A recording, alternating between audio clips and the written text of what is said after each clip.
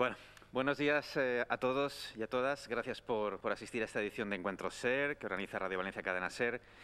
Sabéis que el motivo, el lema escogido en este encuentro es Turismo y Eventos Sostenibles. Lo primero de todo voy a presentar a los participantes. Ya pido perdón de antemano por si me dejo algún dato importante o cometo algún error, pero bueno, espero que me lo perdonéis y bueno, luego a tiempo de reñirme estáis, ¿eh? O sea que no hay ningún problema. Bueno, empiezo por Xavier Font, que está conectado con nosotros de forma telemática, lo vemos en la pantalla. Xavier es profesor de la Universidad de Surrey al sur de Londres. Es un experto en marketing de turismo responsable con amplia experiencia en programas de formación empresarial y pública relacionada con todos los aspectos de producción y consumo de turismo sostenibles. Profesor. De hecho, es el profesor más publicado sobre certificación de turismo sostenible y ha colaborado con varias organizaciones nacionales e internacionales, entre ellas la OMT, la Organización Mundial del Turismo, o la Travel Foundation.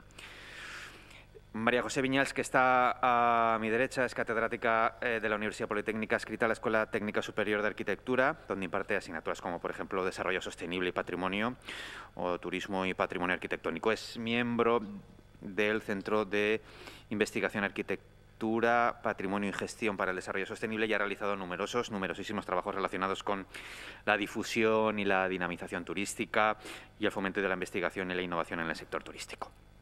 A su lado está Enrique Viñé, es catedrático de Marketing de la Universidad de Valencia.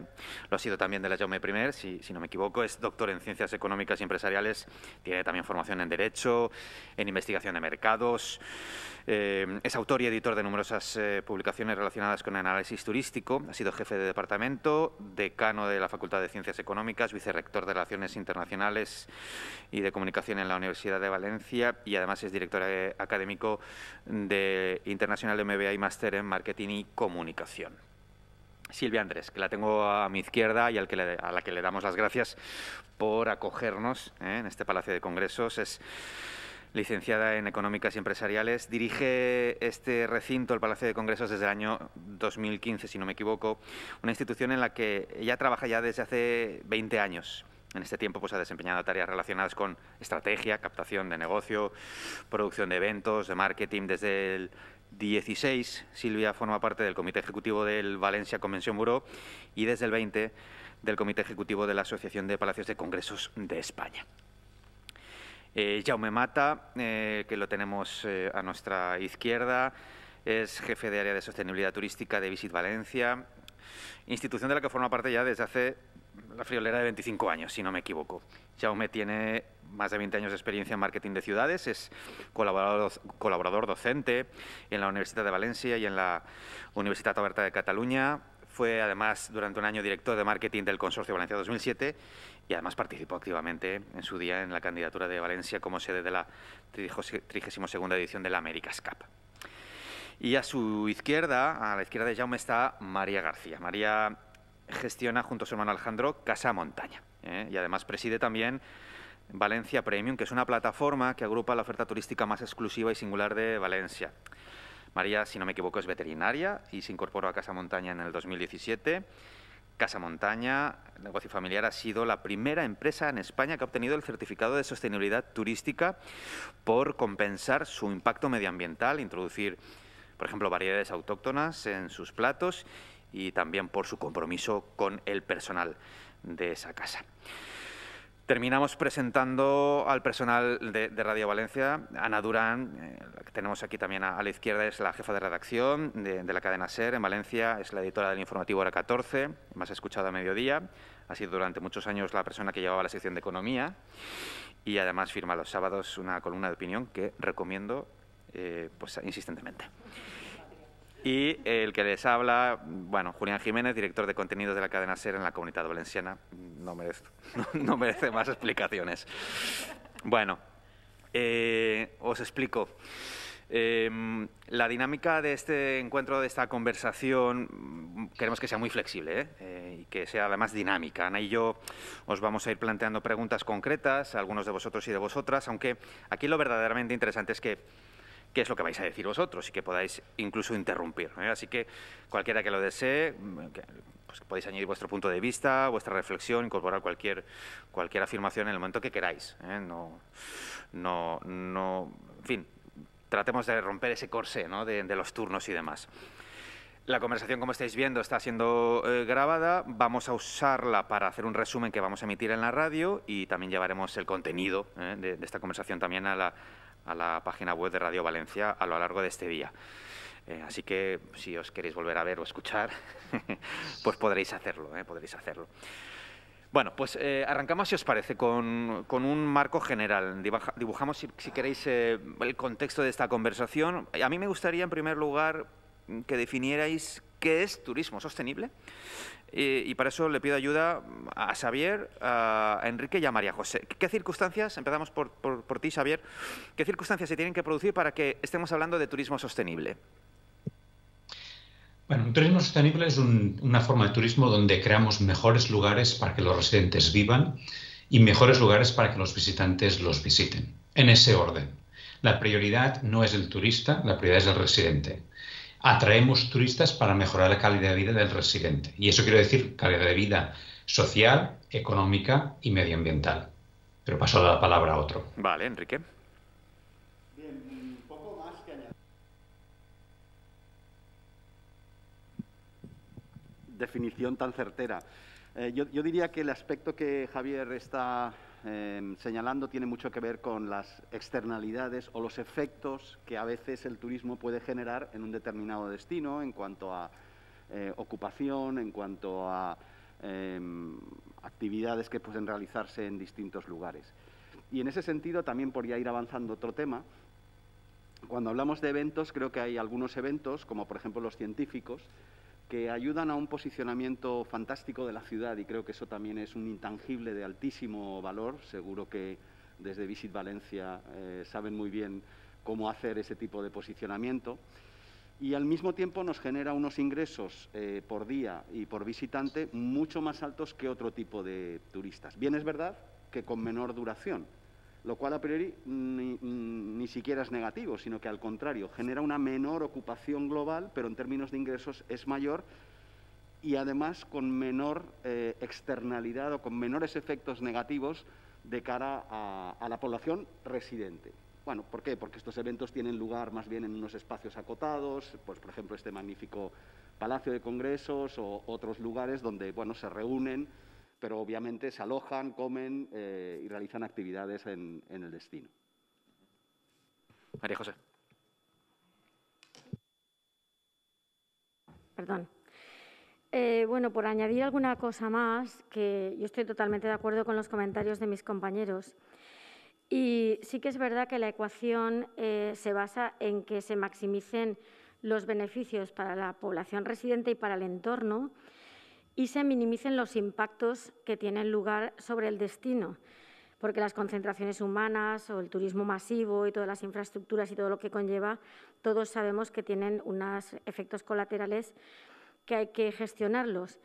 Entonces, cuando hablamos de turismo sostenible, para materializarlo en algunas cuestiones, aparte de esta sostenibilidad social de la que hablaba Joan, la ambiental, que a todos nos parece evidente o la vemos evidente, la económica, que también la tenemos todos en la mente, pues hay otros factores, otros elementos a considerar que son los que se han tenido en cuenta, por ejemplo, cuando las candidaturas de turismo inteligente, la capitalidad valenciana del turismo inteligente, que son, por ejemplo, la accesibilidad de un destino, son, por ejemplo, la digitalización, cómo estamos haciendo uso de las tecnologías para la gestión de nuestro territorio, son la gobernanza, o sea, cómo estamos gestionando nuestro destino. Esto es muy importante, pero también es la cultura y la creatividad.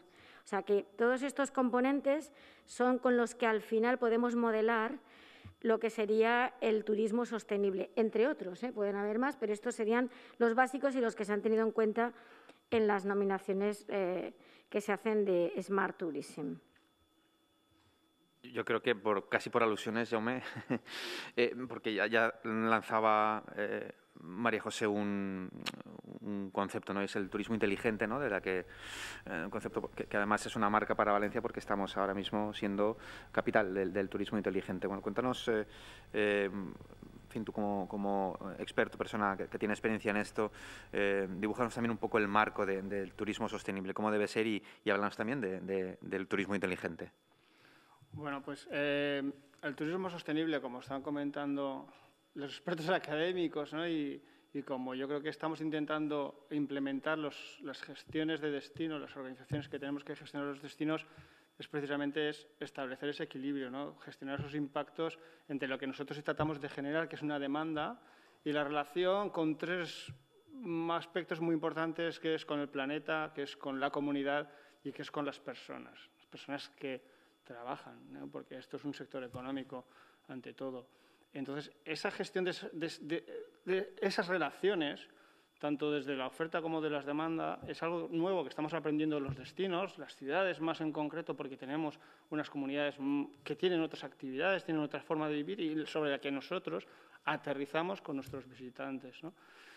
La solución a todo esto pues, viene en replantear ese equilibrio, esa ecuación que decía María José, y para ello pues, hay que introducir herramientas entre las cuales la digitalización, la tecnología son muy importantes para realmente tener toda esa información, todos esos datos, poder conocerlos, poder actuar sobre ellos, poder introducir mejoras, corregir errores, y eso requiere un tiempo real, requiere una Big Data que también tenemos que empezar a utilizar, ¿no? Y entonces, todo eso es lo que está creando ese turismo inteligente, que no es turismo digital, no es turismo de hardware, es turismo de software, es turismo de las personas. Como comentaba, incluso creo que fue el alcalde en la presentación de la Smart Tourism Capital, queremos ser smart, quiere decir sabio, más que inteligente quizá, territorios sabios. Y para eso requerimos combinar todos estos elementos que decíamos. Por eso es muy importante esa triple hélice que se trabaja en Valencia con las missions, que es el ámbito académico, que es el ámbito empresarial y es el ámbito social, el ámbito de la comunidad. Y eso es algo que aprendemos y que están evolucionando las ciudades y los destinos que realmente están más avanzados ahora y se están posicionando mejor. Es trabajar en ese triple ámbito y no solo en generar demanda. Sí, en ese sentido, a mí me gustaría saber, hablabas de digitalización, de esas misiones, de combinar todas esas tres patas, si eso luego, ¿cómo se mide y qué reflejo tiene eso en las decisiones que se toman desde organismos como Visit Valencia, ¿no? ¿Cómo se puede medir ese impacto que tiene, bueno, pues todo ese conocimiento que acumuláis y cómo se transfiere eso luego a la gestión en un organismo como Visit Valencia? Bueno, un organismo como Visit Valencia, o como otros visits, que hay muchos en esta comunidad, por ejemplo, Visit Benidorm también es un territorio inteligente que estamos trabajando mucho, desde la Generalitat también se está apostando por ello, en general en España se está trabajando mucho por los destinos inteligentes, requiere que podamos medir, ¿no? Y por eso nosotros lo que tenemos que apoyarnos es en todo el trabajo académico científico que se ha hecho. Hemos participado en proyectos internacionales en los que ya hay indicadores consolidados y contrastados que más o menos nos reflejan cuáles son, con mayor o menor profundidad, cuál es la situación en cada momento, ¿no? Y de ahí poder hacer incluso prospectivas para poder tomar las decisiones estratégicas más importantes. Eso es lo que estamos aprendiendo y lo que estamos tratando de construir. Esos cuadros de control que estamos intentando introducir cuando hablamos no solo de Visit Valencia, porque Visit Valencia es una parte, como decíamos, de una comunidad, ¿no? De una ciudad en la que nosotros tenemos que medir cuál es la sostenibilidad del territorio, qué es lo que consume el turismo, consume territorio y consume interacción con personas. Tenemos que saber cuál es la gestión de residuos, cuál es la eficiencia energética, cuál es la movilidad, cuál es la situación de los espacios naturales. Muchos inputs que son los que luego, en el caso de los eventos, los organizadores nos están pidiendo, bueno, ¿a qué destino me dirijo yo? ¿Cuál es la situación? Y además, ¿qué puedo aportar yo? Que es la parte del legado que también se está introduciendo ahora, un poco como novedad, ¿no? Desde esa responsabilidad. Es yo qué huella voy a dejar ahí. Y por eso necesitamos esos datos y esos indicadores. Y nosotros empezamos trabajando, que es uno de los motivos por los que se nos ha considerado una capital inteligente, pues con pilotos como la huella de carbono, ¿no? Vamos a intentar determinar realmente cuál es la huella, cuál es el efecto del cambio climático de una actividad como es el turismo, que ya empieza a ser pues, importante en las ciudades, ¿no? Y entonces esas mediciones son las que esa evidencia científica es la que está soportando muchas decisiones, ¿no? Ahora se ha publicado pues, el último informe del panel internacional en la que ya se detectan algunos riesgos que nos indican por dónde tenemos que tirar como organizaciones, como ciudades, como sociedades. Hay riesgos que antes estaban lejos y eran más improbables y ahora están muy cerca y van a ser seguros.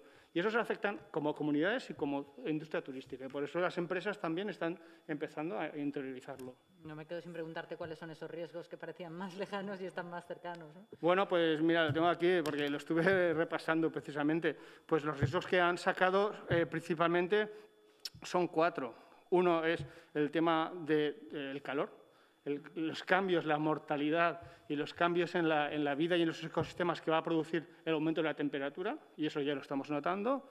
Siguiente es sequías y los problemas que eso va a generar en los estreses hídricos para producción de alimentos, y eso nos afecta a todos y además como sector. El tercero es algo que aquí conocemos perfectamente, que es la escasez de agua, y que va a ser la que va a generar las próximas guerras, no será el petróleo, será el agua. Y hablando de guerras, en estas circunstancias tan desgraciadas. Y luego el aumento del nivel del mar y lo que también sabemos mucho aquí, que son las inundaciones. Esos 4 riesgos, en el caso de Europa y del Mediterráneo, están muy identificados y van a ser muy probables. Para lo cual, ya no solo tenemos que evitar los que no podremos, tenemos que mitigarlos, tenemos que adaptarnos, ¿no? Y eso tiene una traducción directa, como sabéis, bueno, nosotros como destino turístico, ¿no? para estar preparados. Hablaba Jaume de la medición, ¿no? de esa huella de carbono, ¿no? El proyecto que estáis realizando creo que con Global Omnium, ¿no? de la mano, ¿no? Efectivamente, sí. Que sois además muy innovadores en ese sentido. Como veis, la iniciativa privada volcada también, ¿no? Mucha de la iniciativa privada.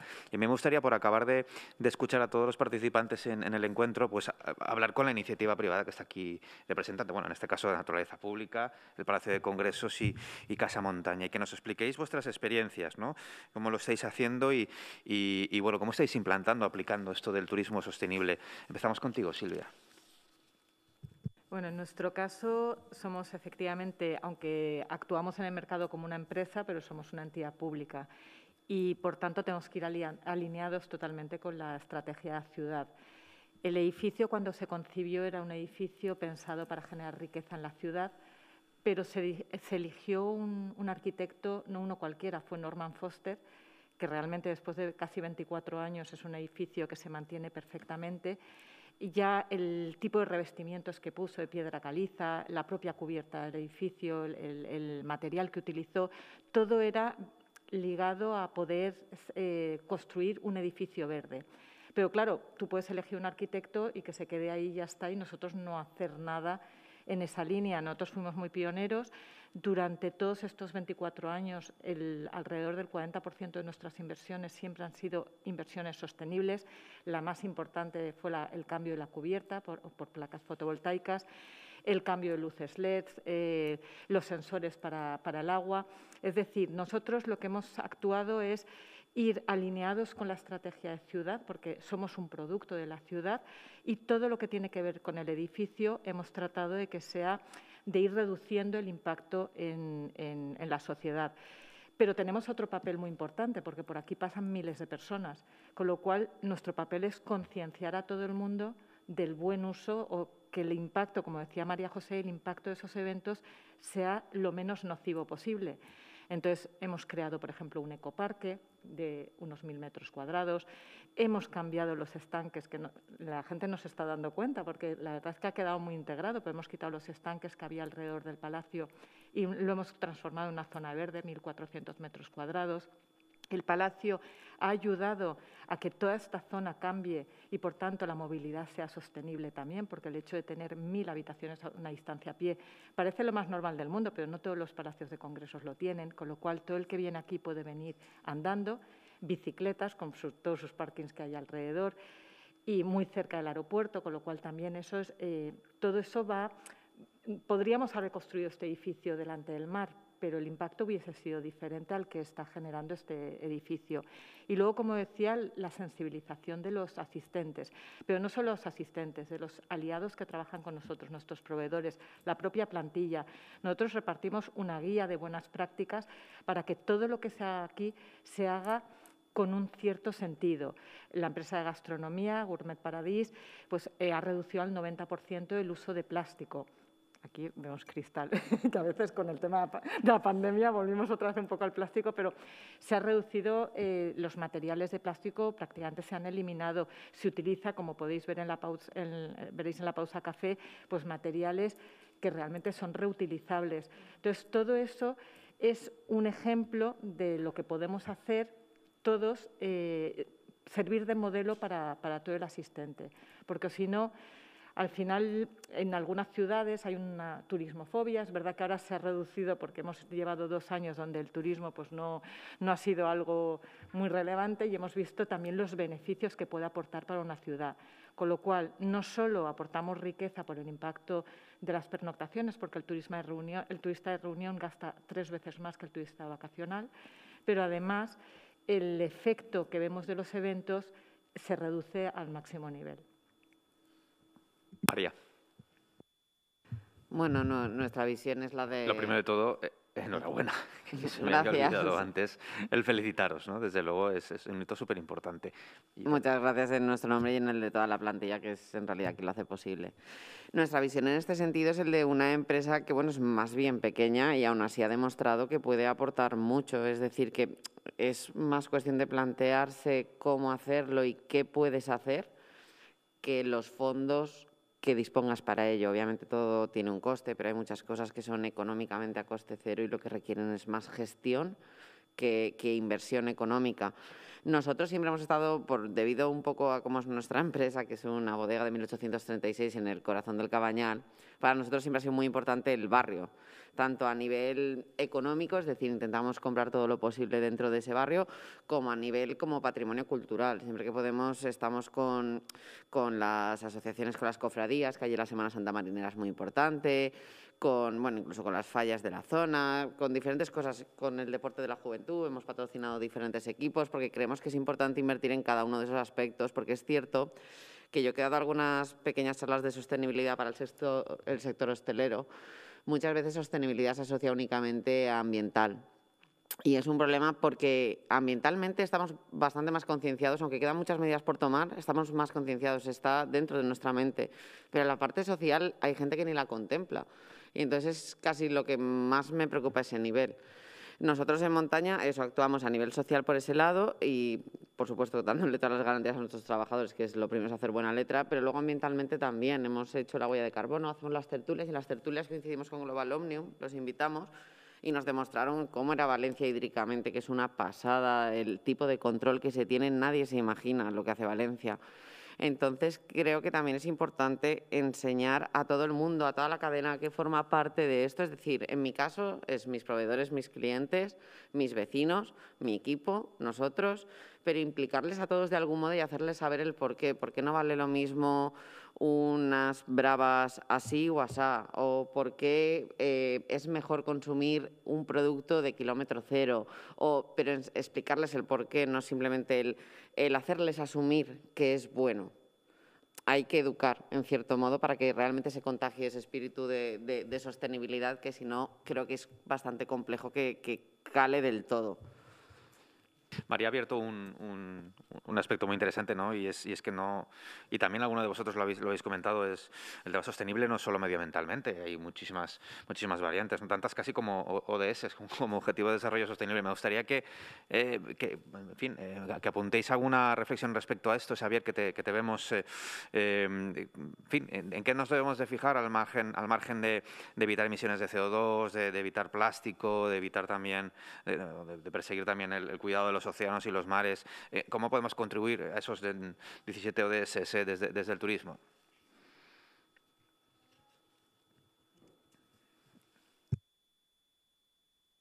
Escuchamos un segundejo.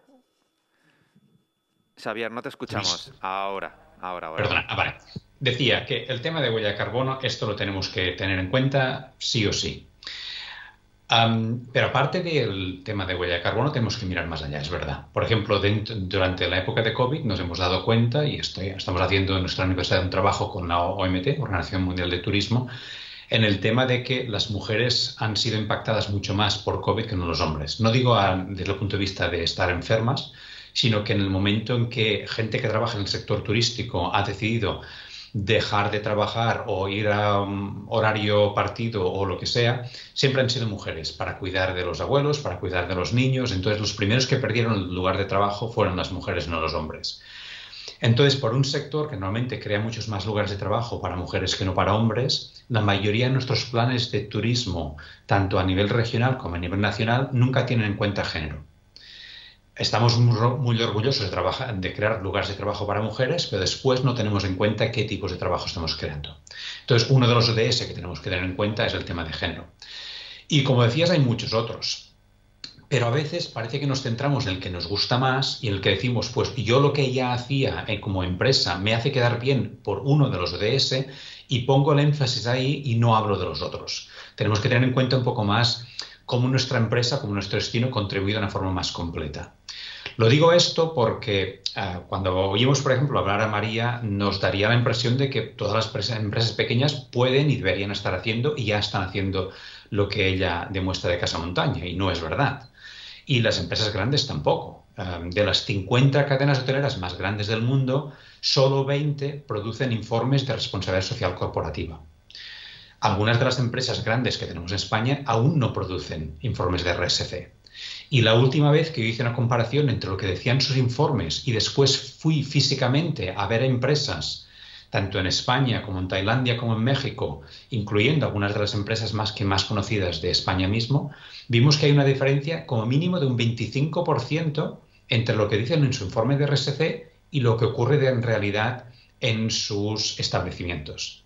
Entonces tenemos mucho camino para recorrer, pero dejo que hable otro. ¿Quién quiere seguir? ODS, asignaturas pendientes, obsesión solo con lo medioambiental. Bien, yo creo que ya se ha resaltado el aspecto medioambiental. Quizá ese es el que más recorrido histórico tiene y seguramente pues más iniciativas han habido, aunque coincido con Xavier que queda camino por recorrer. Pero yo creo que uno de los grandes retos de estos ODS tiene que ver en el ámbito de los residentes, concretamente con el empleo. Seguramente en otros sectores nadie se plantea la sostenibilidad del empleo más allá de una reflexión genérica, pero en turismo es particularmente importante por diversas razones, en especial por la, digamos, variabilidad que puede tener pues la estacionalidad en cuanto a recibir turistas, sobre todo desde el punto de vista de acomodación. Otro tipo de negocios más orientados a la restauración tienen mayor estabilidad. Entonces, yo creo que la convicción de que el empleo en el ámbito del turismo debe ser sostenible es una dimensión que no necesariamente tiene que ver con el aspecto medioambiental, pero sí que tiene que ver con la sostenibilidad de las personas que son residentes y también con la red de proveedores. María lo apuntaba perfectamente. O sea, esa visión conjunta de pensar en mi empresa o mi actividad económica, pero también de quién me provee y del ámbito, digamos, que envuelve mi actividad, en este caso el barrio, yo creo que es una de las direcciones más importantes. Mientras no tengamos empleo sostenible, que para mí es un empleo de calidad, difícilmente tendremos talento. Y si no tenemos talento, nuestra inteligencia turística estará muy bien fundamentada desde el punto de vista tecnológico, del cual soy fan absoluto, pero nos fallará las personas que accionan la inteligencia. Y en ese sentido sería mi punto de vista. Destacar un empleo sostenible, que podríamos sintetizarlo en lenguaje más tradicional con un empleo de calidad. Y por añadir argumentos y provocaros también, para provocaros. Pero es que el sector turístico por naturaleza es estacional. Ya sé que se trabaja desde las administraciones para evitarlo, y el Palacio de Congresos es un ejemplo de ello, pero ¿cómo se trabaja para generar esa estabilidad en el trabajo y evitar esa estacionalidad que siempre ha marcado el turismo en nuestro territorio, sol y playa? Pues precisamente, mira, justo donde acabas empiezo yo, sol y playa. Hay que introducir análisis un poco distintos cuando estamos hablando de turismo, porque generalizamos, ¿no? Y eso, la sociedad, como decíamos antes, ha ido cambiando, los modelos turísticos han ido cambiando con las últimas décadas, las ciudades han irrumpido en el turismo y son casi los motores generadores de los viajes, de las escapadas cortas, de todo este movimiento de turismo de negocios no se genera en sol y playa. El turismo de negocios es quizá uno de los sectores estratégicos para las economías por, como decía aquí, el impacto que tienen en nuestras ciudades y no es estacional en ese sentido. Tiene otra estacionalidad que casi es invertida, ¿no?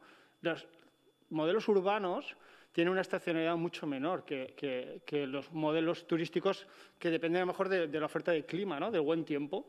Y eso se ve en norte-sur y si se ve en centro o costa, ¿no? O dentro del interior o costa.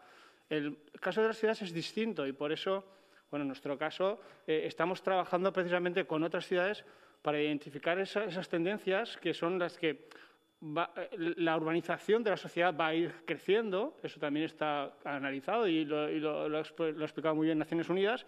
Y eso va a tener muchas implicaciones en lo que decíamos, esa convivencia, esa presión sobre nuestras comunidades, sobre nuestro territorio. Y en el caso, por ejemplo, de ciudades como la nuestra, en el que tenemos un territorio y unos espacios naturales que van a sufrir unas presiones que tenemos que ir anticipando esos impactos, ¿no? Hablamos de la huerta o hablamos de la albufera, por ejemplo. A la hora de cuando decimos, bueno, soluciones es distribuir flujos. Bueno, depende de dónde y cómo, porque igual no nos interesa. Igual interesa concentrar los flujos o en determinados momentos. Las ciudades no tenemos esa estacionalidad que tienen otros destinos, como os decía, y tenemos un índice de estacionalidad mucho menor, pero también tenemos una estancia más corta, porque es otro tipo de viaje. Entonces, por eso decíamos antes, lo comentabas tú, Julián, de los indicadores y los análisis, ¿no? Tenemos que medir para saber a qué mercado nos debemos dirigir, porque a lo mejor un mercado de larga distancia, bueno, tiene una mayor estancia, pero igual la huella que hablábamos climática por viaje recorrido es menor que una estancia, que a lo mejor un viaje en avión nacional. Bueno, eso tiene mucho más impacto que a lo mejor traer un intercontinental, aunque parezca que sea al revés, ¿no? Pero la huella unitaria. Tenemos muchos indicadores y lo que tenemos que empezar es a trabajar y a utilizarlos para tomar esas decisiones, para evitar esas generalizaciones, a lo mejor que incluso crean la sensación de decir, bueno, es que aquí tenemos una estacionalidad en verano, no, en Valencia, cuando yo empecé, Valencia, os acordaréis todos, era al revés. Valencia en verano y los fines de semana no teníamos visitantes. Y la ciudad ha cambiado completamente y ahora los meses de verano son donde más visitantes tenemos y los fines de semana y los festivos y los puentes, lo hemos visto en el último, pues teníamos lleno de andaluces porque tenían festivos y están volviendo a viajar, ¿no? Y han venido a esta ciudad. Entonces, esos análisis que tienen muchos impactos, pero cada vez los tenemos más medidos y eso es importante para tomar las decisiones más correctas e integrarlas, como decía también Silvia, en la estrategia de ciudad, ¿no? Estamos en una ciudad y nosotros somos parte de ella y tenemos que determinar cuándo las empresas están más preparadas, cuándo están más condicionadas para hacerla e intentar pues, alinear todos estos análisis. Hemos hablado del papel que juegan las instituciones, del papel que juegan las iniciativas privadas, del papel que juegan las universidades, pero creo que aquí nos está faltando también una pata que es el papel de la ciudadanía, ¿no? Si realmente, como turistas nosotros cuando lo somos, estamos concienciados realmente de la necesidad de un turismo sostenible y hasta qué punto hace falta una tarea de educación y de pedagogía, ¿no? Por parte tanto, pues eso, de los expertos y las expertas que saben del tema, como de las instituciones, ¿no? Hasta qué punto la sociedad, yo creo que nos pasa un poco como en toda la conversación que estamos manteniendo, en el tema medioambiental quizás sí estamos más concienciados, en el resto nos cuesta un poquito más, ¿no? No sé cómo veis, cómo evaluáis la concienciación de la ciudadanía en este sentido. Sí, Ana, yo quería casualmente hablar de ese tema, ¿no? Hemos comentado que ha habido una visión de la ciudadanía como sujeto paciente del hecho turístico y que todas las instituciones y la gobernanza se ha preocupado de que no se impacte, pero ya digo, hemos visto siempre la ciudadanía como un sujeto pasivo del que hay que cuidar. Entonces, es interesante que esa situación cambie y que la ciudadanía se apropie de este modelo y sea parte activa del modelo. Es decir, la ciudad ha emprendido un rumbo fascinante. Y de hecho, pues todas estas tertulias y todos estos hechos que están pasando, que son muy beneficiosos y muy importantes, reconocimientos muy importantes, tanto para el sector privado como para las instituciones. Pero yo soy de las que no me duermo mucho rato en regodearme de los éxitos, sino que hay que seguir siempre adelante, porque esto es tan efímero que hoy te pueden ir bien las cosas y mañana te pueden ir muy mal. Entonces, lo que hay que consolidar es ese recorrido, esa hoja de ruta que nos hemos comprometido a seguir. Hay que decir que hay que hacer mucha pedagogía con la población para que se apropie este modelo. Y porque el turismo, muchos de los beneficios que tiene son intangibles. Por ejemplo, Jaume han hecho Visit Valencia un trabajo enorme con el tema de la huella de carbono, pero la gente no ve la huella de carbono, ¿sabes?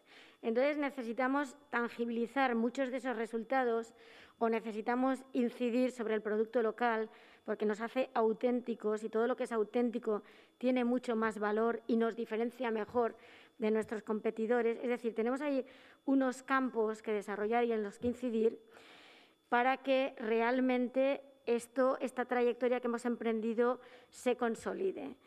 Y también os digo una cosa, estas campañas de sensibilización que hablábamos, esto no tiene que ser algo ocasional. Campañas de sensibilización hay que hacer siempre, siempre y de todo. O sea, la ciudadanía tiene que estar perfectamente informada, pero no solo informada, tiene que ser parte interactiva de todo este proceso. A mí me parece que la sociedad valenciana tiene unos componentes básicos muy importantes para que cuaje bien esta idea, porque somos muy creativos, somos muy innovadores, lo vemos todo bien, o sea, cualquier idea que nos plantean no la rechazamos nunca de entrada, somos muy así. Entonces tenemos unos rasgos de personalidad que se prestan a que esta apropiación del modelo se pueda realizar. Y entonces yo pienso que sí, las instituciones están poniendo los medios, pero hay también que hacer toda esta parte de apropiación social de este proceso. Y bueno, tenemos un reto por ahí por delante y ya digo, esto no ha hecho nada más que empezar. Tenemos que seguir siempre en esta línea. Yo creo que esta línea nos está yendo bien y es la correcta, además es la correcta. Entonces, bueno, yo animo a todos a que sigamos siempre con esta divulgación que hacéis desde los medios de comunicación, que son muy importantes, los académicos, que trabajemos con el sector privado, con las instituciones.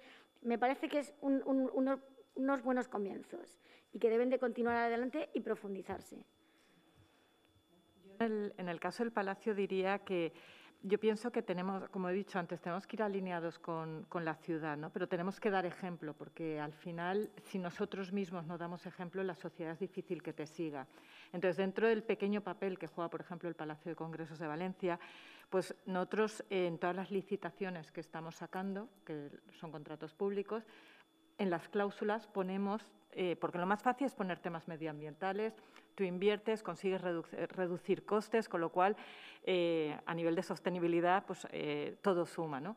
Pero es cierto que hay otros elementos. Entonces, por ejemplo, personas en riesgo de exclusión, pues según el contrato, el exigir que un porcentaje, a lo mejor no asignado al Palacio, pero sí con trabajos que tengan que relacionar con el Palacio, pues que tienen más puntuación que una empresa que no asigna nada a ello.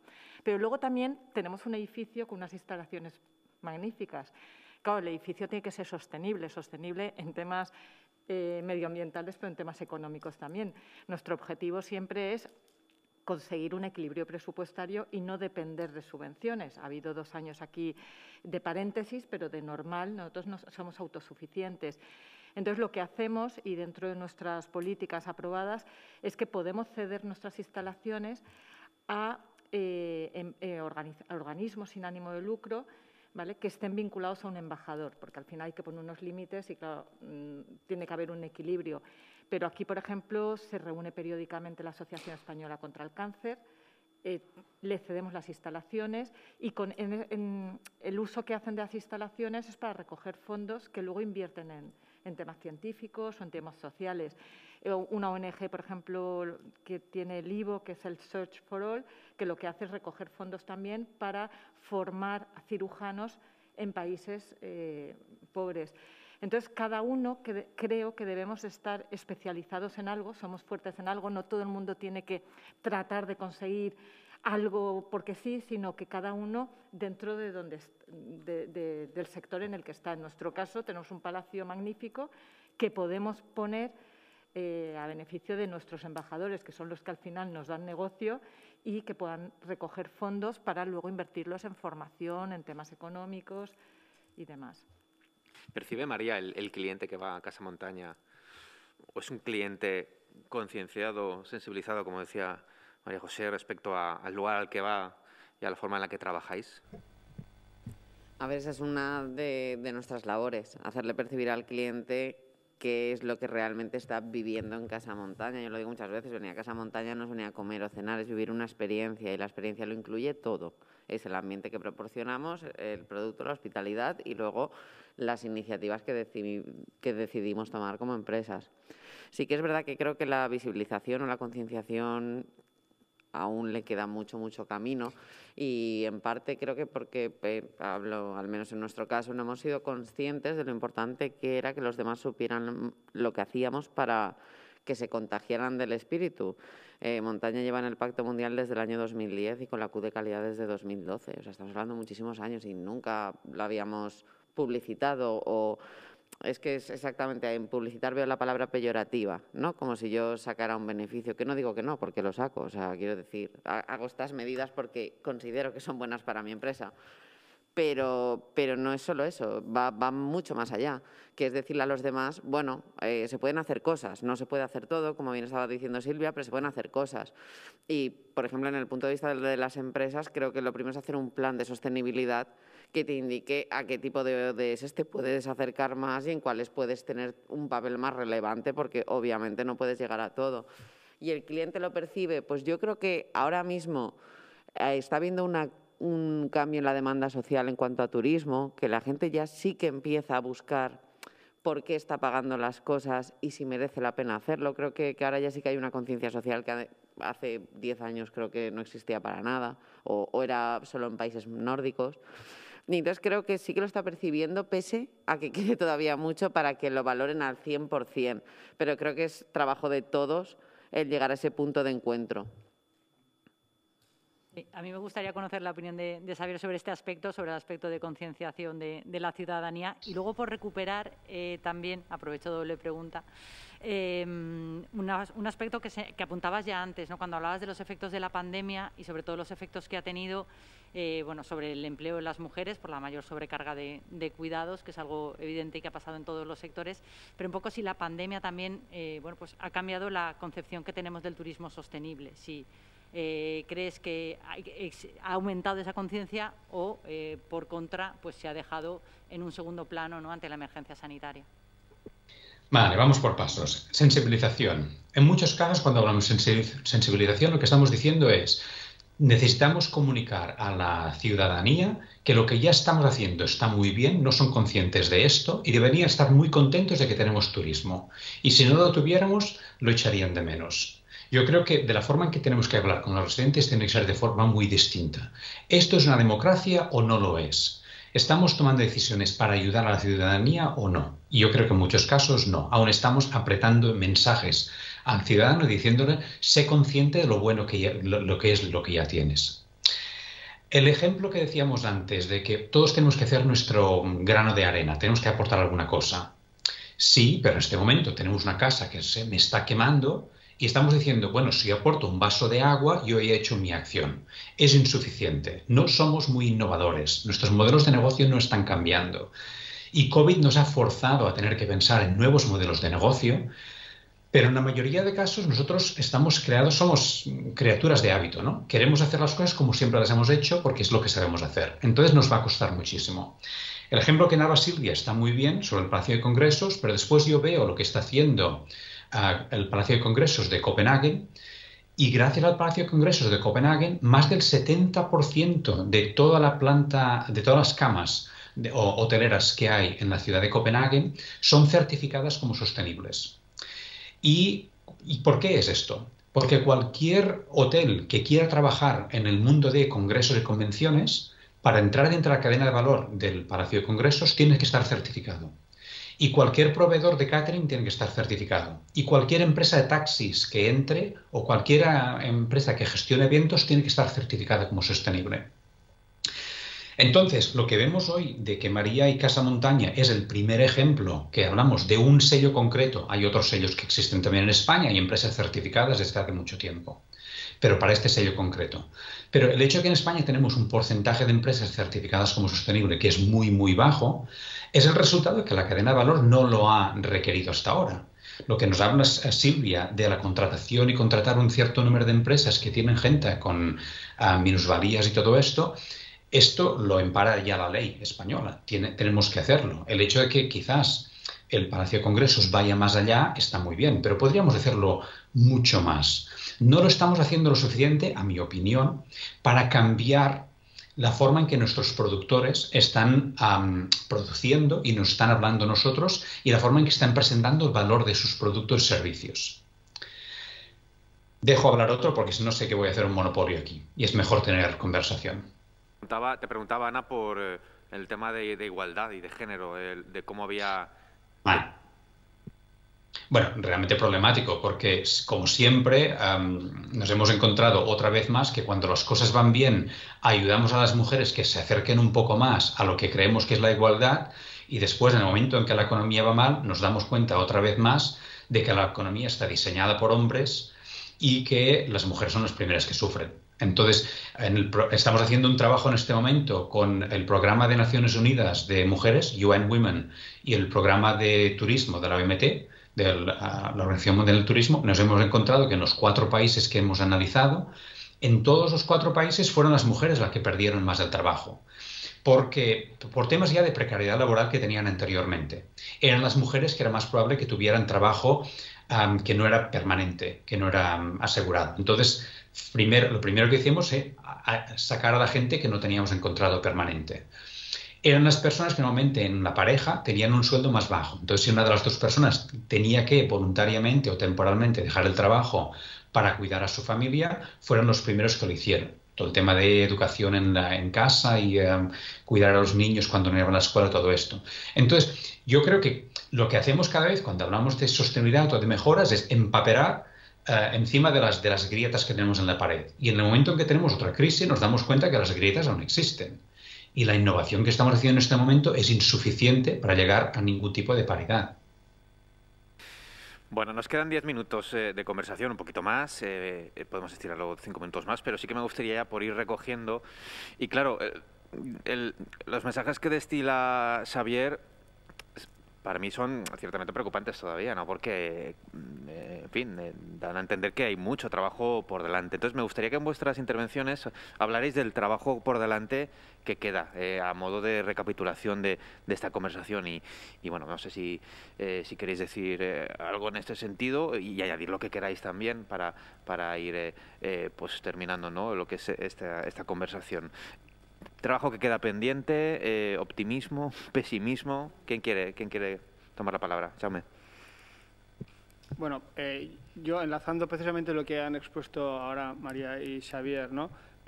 Nosotros, como os decíamos antes, hemos empezado a medir que es fundamental introducir este conocimiento para diagnosticar dónde estamos. Y hemos participado en índices internacionales para poder compararnos, ¿no? Y una de las conclusiones principales que hemos expuesto con el sector recientemente para poner en común es que, como estamos comentando y ellos estaban incidiendo, esto es un cambio cultural, es un cambio de hábitos, tanto a nivel individual como profesional, y va tomando su curso. También obliga los cambios en la ordenación, la normativa, la fiscalidad. Eso va a empujar bastante a dar esos pasos, porque si no, es aquella palabra de que estamos procrastinando constantemente, es pata para adelante, ya llegará, y como os decía antes el informe, lo que está diciendo es que el tiempo se acaba, y cada vez se acaba antes de lo que esperábamos, ¿no? Entonces, eso nos está obligando a introducir esos cambios, y por eso es muy importante contar como nosotros llamamos campeones, que son, bueno, oye, se puede hacer, se está haciendo, y además es rentable. Con todo ese análisis hemos visto que precisamente el tema de la certificación, porque es importante, como decía, no es hacer publicidad, no, es alguien está verificando que estoy haciéndolo y estoy haciendo de acuerdo a unos parámetros y unos estándares. Y eso es lo importante de todo este trabajo que estamos intentando llevar a nivel conjunto, ¿no?, como destino para ante terceros, coger y decir, hombre, pues mira, ¿qué está haciendo Buenas Prácticas de Copenhague? Vamos a aprenderlas. Nosotros estamos también trasladando buenas prácticas, que es lo bueno, un poco de lo que estamos, y por eso ese posicionamiento de ciudad. Hombre, desde aquí, esta esquina del Mediterráneo, están haciendo proyectos e innovaciones de gente que no sabía cómo hacerla. Nosotros hemos aprendido de otras industrias, como decíais, Global Omnium, de la industria del agua, y ahora hemos demostrado que se puede medir la huella de carbono a nivel destino Y la huella del agua, que eso es algo que no hemos comentado, que también es una novedad y que es, bueno, desde aquí del Mediterráneo, que somos tan conscientes del agua, sabemos cómo medir la huella hídrica y cómo podemos mejorarla y trasladarlo. Oye, es un componente, es como decimos, proveedores, es administración, son organizaciones privadas, es consumo privado, etcétera. Bueno, tenemos ya esos indicadores. Siguientes pasos. Bueno, pues afortunadamente, con los fondos europeos y con esta prioridad que se está dando a todos estos cambios, han llegado estos fondos Next Generation y en el caso del turismo se han estructurado de acuerdo a 4 ejes que son los que nos han obligado a proponer, que es transición verde y sostenible, eficiencia energética, digitalización y competitividad. Fruto del trabajo que llevamos haciendo, nosotros hemos propuesto unas actividades y unos planes que se han aprobado y que se implementarán entre el año 2022 y 2024, que recogen todas estas intentos, estos proyectos, estas iniciativas que vamos a desplegar en conjunto, trabajando sobre agua, trabajando sobre plástico, sobre puesta en valor turístico de los espacios naturales, sobre la competitividad con la mejor certificación de las empresas, aprender a hacerlo, trabajar, colaborar en movilidad sostenible del turismo, todos estos ámbitos que hemos visto, ¿no? Y bueno, tenemos ese plan, tenemos esos fondos que ahora van a llegar y nos marcan una hoja de ruta en la que consideramos que vamos a poder ir mejorando todos esos indicadores que tendremos encima de la mesa.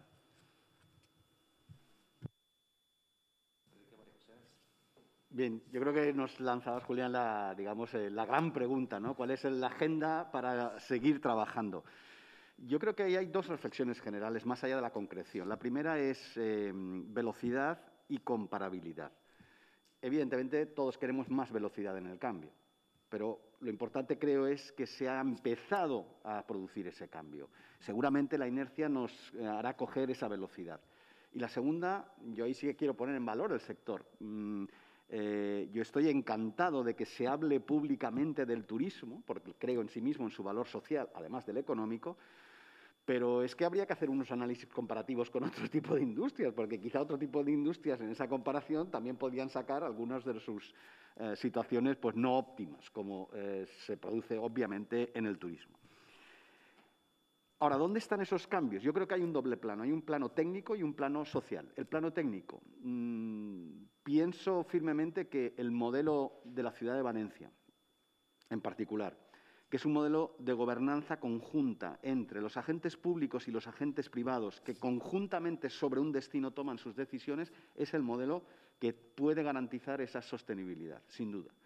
Y luego hay un nivel, diría, más social, más pedagógico, creo que le habéis llamado antes, ¿no? En esa mirada, digamos, al pasado, que Jaume muy bien relataba de que en agosto esto era un solar y ahora... En esa mirada yo me pregunto, no sé, si hace 10 años teníamos a nuestra primera cadena radiofónica haciendo estos debates. Hoy lo estáis haciendo. Ese es el camino, porque seguro que el sector, el plano técnico, sabe cuáles son las prioridades, sabe cuál es el camino, que además está reforzado con dinero, pero aún así, aunque no viniera reforzado con esos fondos, sabe cuál es la dirección. Pero es bueno que la sociedad en su conjunto escuche este tipo de mensajes y diga, caramba, pues esta gente del sector que hemos estado a lo mejor distantes, etcétera, está preocupada por nosotros, por los residentes, por el entorno, por el medio ambiente. Y en ese sentido, la labor que se hace desde los medios de comunicación me parece la primera, digamos, etapa educativa en ese cambio, con toda la velocidad que podamos, pero también con una cierta comparabilidad con otros sectores. Tomamos nota. Bueno, yo creo que el gran reto, desde mi punto de vista, como se ha comentado antes, los pilares de la accesibilidad, la digitalización, la creatividad, yo los veo que han emprendido un buen camino. A mí me preocupa la sostenibilidad ambiental, porque el medio ambiente no es solo cosa del sector turístico, es cosa de todos los sectores del territorio. Y entonces ahí tenemos una gran batalla. O sea, nosotros podemos hacer las cosas muy bien, pero si otros sectores de la actividad no lo hacen bien, vamos a estar todos perjudicados. Entonces, a mí ese es el tema que me preocupa, que nos estamos disputando los mismos recursos, disputando en el mejor sentido de la palabra, los mismos recursos con otros sectores de la actividad. Y nosotros nos hemos concienciado ya mucho del camino que hay que emprender y estamos viendo las bondades que tiene este camino que hemos elegido, que es bastante sostenible, pero creo que todavía nos queda muchas batallas que librar con otros sectores de la actividad, porque el territorio no entiende de fronteras, de si esto me lo está haciendo el sector turístico, el sector industrial, el sector agrícola y tal. O sea, ahí hay todavía muchas batallas que librar. Y en el fondo eso va a ser un tema de gobernanza, no solo local, sino macroescalar. Y entonces a mí ahí me parece que todavía nos queda mucho que debatir todavía. Esa sería mi conclusión para este tema. Silvia. Pues a ver, yo comparto solo en cierta medida lo que dice Xavier, porque es verdad que estamos muy por detrás de Copenhague, pero al menos vamos en el camino, ¿vale? Pero lo bueno es tener ese referente y tenemos que ir rápido, pero sobre todo para mí lo más importante es ser constantes, porque ahora tenemos la capitalidad mundial de turismo inteligente. Hemos hecho un montón de cosas, pero debemos de ser constantes. Entonces, como Palacio de Congresos, yo tengo dos retos entre manos, ¿vale? Uno va ligado a que participamos en el proyecto piloto del cálculo de la huella de carbono, pero claro, las etiquetas están ahí, pero es una prueba piloto. Esto es como cuando vas a ver un piso y es un piso piloto, pero tú ahí no puedes vivir. Entonces, el primer reto que tenemos es realmente poder medir todos los eventos. La huella de carbono va muy ligado a la parte medioambiental, pero no me quedo en eso, sino que lo que queremos es poder ofrecer a nuestros clientes cómo compensar esa huella y a ser posible con proyectos kilómetro cero. ¿Para qué? Para que eso se quede aquí. Si puede ser en Valencia, si no en la Comunidad Valenciana y si no en España, ¿vale? Entonces, estamos trabajando, uno de los primeros proyectos es ese. Y otro más vinculado a la parte social es seleccionar, porque claro, como entidad pública tampoco puedes hacer las cosas así porque sí. Entonces, seleccionar 2 o 3 fundaciones o ONGs locales vinculadas a proyectos ligados a personas en riesgo de exclusión, ¿vale? Para poder, desde, por ejemplo, todos los alimentos que desgraciadamente se tiran todavía hoy en día. ¿Por qué? Porque no tenemos un sitio donde llevarlo, porque la cadena de frío no está garantizada, porque el tipo de alimento que damos aquí no es el que se da en determinados centros. Pues encontrar cómo eso puede beneficiar, pues por ejemplo, ya estamos en conversaciones con una en concreto, donde a lo mejor puede ser para merendar los niños que tienen ellos, que a lo mejor si no meriendan eso ya no comen hasta el día siguiente, con lo cual puede venir bien. Luego, el poder utilizar estas instalaciones para difundir el proyecto que están liderando en Valencia, en barrios cercanos aquí, y que en un momento dado les ayude a tener más fondos para poder invertir ellos en lo que sí que saben y en lo que están especializados. Entonces, nuestros 2 grandes retos para este año son poder hacer una realidad que se calcule y se pueda compensar la huella de carbono e hídrica y, por otro lado, la parte social, que es ver cómo podemos ayudar a esas fundaciones que sí que están especializadas en ello, en tener más recursos, tanto materiales como humanos, gracias a la colaboración nuestra. María. Bueno, pues por nuestra parte es cierto que los grandes retos, no voy a hablar ya de la sociedad en sí, cuáles tiene, porque creo que son muchos y muy variados, voy a hablar de los nuestros personalmente. Nosotros, por un lado, bueno, yo este año también estoy en la Junta Directiva de Valencia Premium, que es una asociación que fundamos los empresarios para hacer otro tipo de actividad empresarial, y a través de que nosotros hemos obtenido el sello hemos propuesto hacer un comité de sostenibilidad, intentar que estas empresas se certifiquen, incluso certificar a la propia asociación de empresarios. Entonces, me parece que es un paso bonito, no es algo enorme, pero sí que es algo que está a nuestra mano y que lo vamos a intentar. Y luego ya en montaña, hablando de lo que es el restaurante en sí, nosotros hemos calculado la huella de carbono, la hemos compensado mediante la reforestación en Gàtova, en una zona incendiada, pero tampoco nos conformamos con eso. Este año, pese a que en 2021 hemos tenido mucha más actividad empresarial que en 2020, hemos reducido la huella de carbono una barbaridad debido a las medidas que hemos tomado. Vamos a desarrollar un plan de igualdad, pese a que, no sé, tenemos 7 mujeres en cargos de responsabilidad frente a 3 hombres, creo que es, y nuestra plantilla es bastante femenina en ese sentido, pero vamos a hacer un plan de igualdad para asegurarnos de que la igualdad va por todas partes, ¿vale? Quiero decir, vamos a hacer que la igualdad de género sea de género, por si acaso nos pasamos por el otro lado. Y luego también la movilidad, todo. Nosotros incluimos el parking de bicicletas, un kit de reparación de pinchazo, etcétera. O sea, intentar, dentro de lo que es montaña y sus posibilidades, abarcar todo lo que podamos para mejorar a futuro. Igual que me doy cuenta que en esta tertulia he sacado información muy importante, nosotros en montaña hacemos cada 2 semanas tertulias de diferente temática, ya sea ambiental, social, depende, y reunimos expertos. Y yo, por ejemplo, lo que contaba Jaume de Global Omnium lo sé, y de verdad somos la capital europea con mejor huella hídrica. Y hay unos controles que cuando yo los oí aluciné, y creo que una de las mejores cosas que hay en este mundo es oír a gente que sabe de lo que habla y poder aprender de ellos, porque yo en mi caso solo aprendo y aplico lo que puedo, pero es verdad que necesito a este tipo de personas para que me abran los ojos y me digan por dónde puedo ir.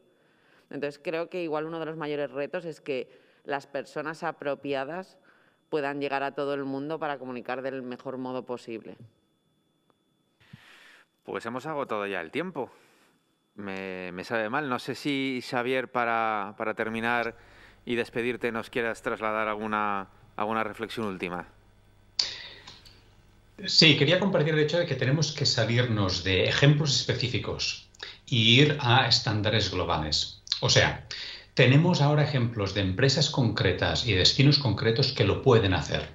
Y tenemos que utilizarlos finalmente para decir, no solo, mira, pues Valencia hace esto, o montaña hace no sé qué, sino decir, esto tienen que ser estándares aplicados. Os explico. Cuando con la Organización Mundial de Turismo y el Programa Medio Ambiente de Naciones Unidas analizamos 101 estrategias nacionales de turismo, nos encontramos de que todas ellas decían en el informe ejecutivo la importancia del turismo sostenible. Bien, pero solo un 55% de ellas dedicaban más de un parágrafo a la sostenibilidad, en lo que son normalmente informes de más de 100 páginas. Y solo el 2% de estos gobiernos ponían más de 2 Key Performance Indicators, 2 indicadores claves para recoger datos sobre la sostenibilidad. ¿Cómo fuimos de que el 100% de gobiernos dicen que algo es importante a solo un 2% vamos a recoger datos? Y si hablamos del sector privado no es mejor. Cuando he analizado 62 asociaciones de tour operadores de toda una serie de países, me he encontrado que solo 6 de ellas hablan de sostenibilidad y 0 requieren estándares mínimos para miembros sobre sostenibilidad. Entonces, dejemos de hablar de ejemplos concretos y empecemos a hablar de cómo utilizamos estos ejemplos para que todas las organizaciones tengan un mínimo. Porque es que si no, lo que estamos haciendo aquí es arreglar sillas en el Titanic. Y dices, pues mira, voy a poner las sillas de otra forma. Chicos, el Titanic se hunde. O sea, esto está clarísimo. El hecho de que el cambio climático está aquí, el hecho de que el coste de la energía está subiendo, el hecho de que cada vez tendremos más agua y el hecho de que solo la gente que tiene dinero podrá permitirse agua y energía. Esto nos viene y lo estamos viendo año a año y cada vez un poco más. Y está cambiando rápido, de hecho. No quiero terminar de una forma depresiva, no quiero que nadie tenga que tomarse Prozac como resultado de la charla de hoy, pero una cierta urgencia la tenemos que tener. Y además es responsabilidad de todos, incluida la de los medios de comunicación. Bueno, Ana y yo os damos las gracias por estar aquí este rato con nosotros. Xavier, gracias por el esfuerzo que has hecho por conectarte con nosotros. Ha sido un placer, estamos muy agradecidos y ha sido muy ilustrativa tu intervención y la de todos. Os agradecemos, insisto, vuestra presencia y bueno, tenéis a Ana y a mí en la cadena SER pues aliados en esta misión compartida y colectiva. Gracias a todos y muy buenos días.